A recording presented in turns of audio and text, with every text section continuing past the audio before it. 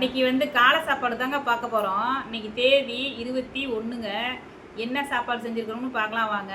எல்லாமே சூப்பராக இருக்குங்க. பாருங்கள் எப்படின்னு. வெள்ளை சாப்பாடுங்க.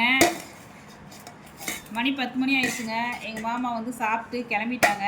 காலையிலேயே இன்றைக்கி எல்லாம் சாப்பாடு தாங்க செஞ்சோம். மதியானம் ஹீட்டாக இருக்குது வெயில், அதனால் வந்து காலையிலேயே செஞ்சுட்டோங்க. மதியானத்துக்கு பழைய சோறுங்க. அதனால் இப்போ காலையில் சாப்பாடு, பீட்ரூட் சட்னிங்க. அதுக்கு அடுத்து வந்து பார்த்திங்கன்னா பாருங்கள், மிளகு தக்காளி கீரை நல்லா வெங்காயம், சின்ன வெங்காயம் நிறையா போட்டு, தேங்காய் பூலாம் திரி போட்டு மிளகு தக்காளி கீரை பொரியல் பண்ணிட்டோங்க.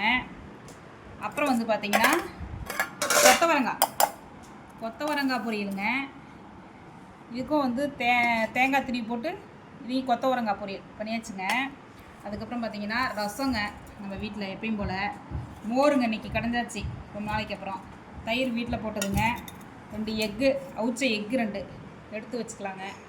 இன்றைக்கி நம்ம வீட்டு சாப்பாடு இதுதாங்க. விருப்பம் போல் சாப்பிடுங்க, ஹெல்த்தியாக சாப்பிடுங்க. வாங்க எல்லோரும் நம்ம வீட்டுக்கு சந்தோஷமாக சாப்பிட்லாங்க. பாருங்கள்.